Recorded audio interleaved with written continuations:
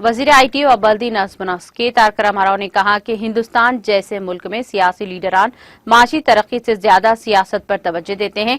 वजीर मौसूफ ने HICC में डी कोड दी फ्यूचर के उन्वान पर कौमी सतह की कॉन्फ्रेंस से खिताब करते हुए निशानदेही की है कि हिंदुस्तान में कई अजीम और दानिशमंद रहनुमा हैं, ताहम वो इन उमूर पर तवज्जो नहीं दे रहे हैं जिसके जरिए मुल्क की मैशियत को बेहतर बनाया जाए और आने वाली नस्लों को बेहतर मुस्तकबिल फराहम किया जा सके।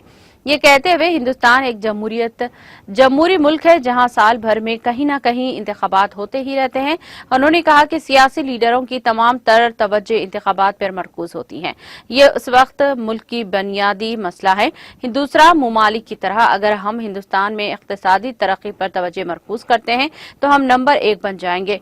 मुल्क में हुकूमतें सिर्फ इंतखाबात के लिए काम करती है। उन्होंने कहा कि चीन और जापान जैसे मुमालिक तरक्की में आगे हैं।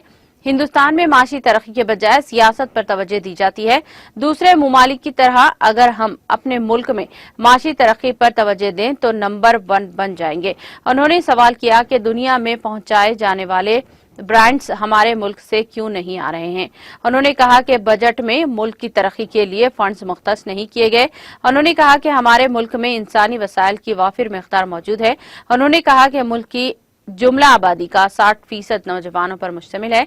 उन्होंने इंकशाफ किया कि मुल्क के नौजवान मुलाजिमतों के मुंतजिर हैं। रकबे के लिहाज से सिंगापुर हैदराबाद से छोटा है, ताहम उन्होंने कहा कि तरक्की तेजी से जारी रहेगी। तेलंगाना गुज़िश्ता 8 सालों से तरक्की कर रहा है और ये मुल्क की तरक्की में अहम रोल अदा कर रहा है। उन्होंने कहा कि मुल्क की GDP में 5% हिस्सेदारी तेलंगाना की है।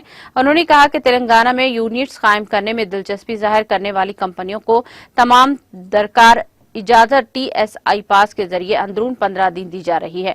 उन्होंने कहा कि तेलंगाना में जिद्दत, बुनियादी ढांचे और जामा तरक्की को आला तरजीह दी जा रही है। वज़ीर आला KCR की क़ियादत में रियासत हैरत अंगेज तौर पर तरक्की कर रहा है।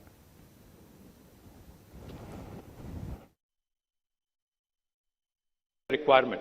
So we continue, of course, to grow infrastructure in the government sector. We are setting up 33 new medical colleges from the state of Telangana. We are also setting up 33 nursing colleges in each and every district in Telangana. We are setting up 4 super specialty hospitals in Hyderabad, each with 1,000 beds. And we are also setting up a 2,000 bedded hospital in the second largest town in Telangana called as Warangal. Now, nursing has been an important subject. While we have created institutions, we also have ensured that even courses, not just nursing courses, but also midwifery courses are also given the prominence so that more and more institutional deliveries happen, more and more better procedures are adopted in the state. We also have ensured that during the pandemic, we have given additional incentives to our nursing staff, to our health workers, so that they are incentivized in working in dangerous times and in terms of crisis as well. I can go on, but I think for paucity of time, I'll stop here. I once again thank the entire team of NHRD for giving me this wonderful opportunity to meet with you. Jai Telangana.